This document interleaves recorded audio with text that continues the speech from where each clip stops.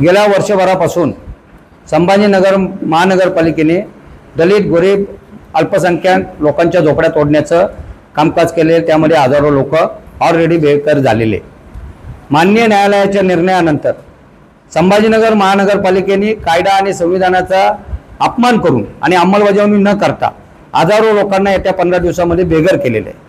त्यांचे मकानं तुटलेले आहेत आणि या गरीब लोकांच्या अश्रूकडे आणि या गरीब लोकांच्या पडलेल्या झोपड्याकडे बघायला या संभाजीनगरमध्ये लोकांनी ज्यांच्यावर विश्वास ठेवला होता ते सगळे नेते आणि कार्यकर्ते गायब झालेले।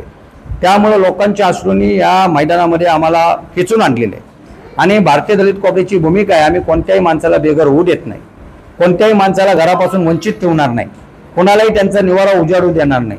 म्हणून याच्या आधी पडलेल्या हजारो लोकांची आणि उद्या पडणार असलेल्या हजारो झोपडपट्टीवासियांची एक महापंचायत येत्या 10 दिवसांमध्ये भारतीय दलित कॉपरेच्या वतीनं आम्ही करतो आहोत आणि त्याचं नियोजन मराठवाडीचे अध्यक्ष अशोक बोर्डे यांच्या नेतृत्वाखाली आमच्या औरंगाबादचे सर्व नेते आणि कार्यकर्ते करणार आहेत आणि या महापंचायतीला सर्व झोपडपट्टीवासियांनी मोठ्या संख्येने उपस्थित राहावं असं भारतीय दलित कॉपरेच्या वतीनं आम्ही आव्हान करतो। जय भीम। और कष्टकरी लोगों की झुग्गियों पे चल रहे और इससे हजारों लोगों को बेघर किया जा रहा, अपने उनके घर और मकाने छीने जा रहे और खास तौर पे माननीय न्यायालय के ऑर्डर पारित होने के बाद संभाजीनगर न्यायपालिका ने संविधान और कानून सरकार ने महात्मा फुले विकास महामंडळाच्या जेवढ्या फंडिंग आहे त्यासाठी शासकीय हमी घेत नसल्यामुळे त्या लोकांना कर्ज मंजूर होत नाही। काय सांगाल? महात्मा फुले महामंडळाचं जे आहे प्रकल्प त्यासाठी शासनाने हमी घ्यायला पाहिजे। आम्ही हमी घेण्यासाठी बरेचसे आम्ही निवेदन त्यांना दिलेले आहेत आणि त्यांनी शासनाने हमी नाही घेतली तर बरेचसे लोक रस्त्यावर उतरणार आहे। काही आत्मदहनाचे पण इशारा दिलाय लोकांनी, पण काही लोकांनी आम्ही समजूत घातली आहे आणि सरकारला पण आव्हान आहे की येत्या 10 दिवसात जर त्यांनी सरकार हमी नाही दिली तर आम्ही रस्त्यावर उतरू आणि आत्मदहनाचे लोक इशारा देत आहे। हे सरकारने याचं गांभीर्य लक्षात घ्यावं जेणेकरून की कोणाची जीवितहानी होणार नाही। सरकारला जनतेची काळजी असायला पाहिजे आणि हे किती दिवस चालणार आहे असं आम्ही प्रश्न सरकारला पण विचारणार आहे।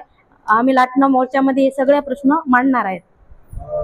या विभागाचे तत्कालीन नियुक्ती म्हणजे व्यवस्थापकीय संचालक महात्मा फुले विकास महामंडळाचे त्यांनी ट्रेनिंग सेंटरच्या नावामध्ये गावाखाली करोडो रुपयाचा गैरव्यवहार केला, तर याच्यासाठी तुम्ही शासनस्तरावर काय काय प्रयत्न केले? आम्ही यांच्या चौकशीसाठी आम्ही प्रयत्न केले, लालूलपच आम्ही पालकमंत्र्यापर्यंत पण गेलेलो आहे, त्यांच्या विषयी आम्ही तक्रारी केलेल्या आहेत, पण सरकारनं कोणतंही याचं चौकशी न करता म्हणजे त्याला असं हे घेऊन टाकलेलं आहे, सहजासहजी घेऊन टाकलेलं आहे। गोरगरिबाचा विचार याच्यामध्ये केलेला नाही।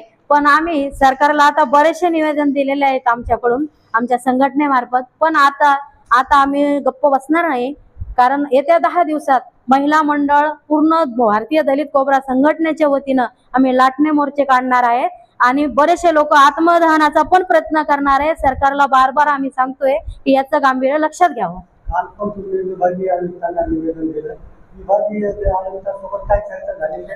आम्ही 5 ते 7 वेळेस विभागीय आयुक्ताला गेलं ह्या एवढ्या महिन्यामध्ये, आम्हाला विभागीय आयुक्त भेटलेले नाही, उपायुक्त भेटलेले नाहीत। आम्हाला ते सांगतात सर नाही आहेत, मीटिंग मध्ये आहेत, म्हणजे आम्हाला डावलाचे प्रयत्न हे करताय, डावलाचा प्रयत्न करतायत। तर आम्ही आता बघू मोर्चामध्ये त्यांचंही उत्तर आम्ही देणार आहोत। पालकमंत्र्यासोबत आमचं बऱ्याच वेळेस आम्ही 3 ते 4 वेळेस पालकमंत्र्यांना सुद्धा निवेदन दिलेलं आहे, पण त्यांनी या विषयावर कोणतीही चौकशी न करता ह्या विषयाचा म्हणजे मुद्दाच उचललेला नाही। आज तरी त्यांनी त्या श्रीमाळीला आत पाठीशी घालून त्याला परत आपलं प्रमोशन केलेलं आहे, डिमोशनच्या ऐवजी प्रमोशन केलेलं आहे। त्याला तात्काळ बडतर्फ करण्यात यावे आणि त्याची सखोल चौकशी करण्यात यावी अशी आम्ही शासनाला विनंती करतो।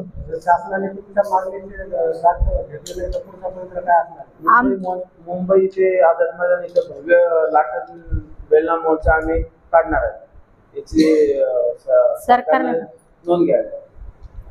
Subscribe now and press the bell icon. Never miss an update.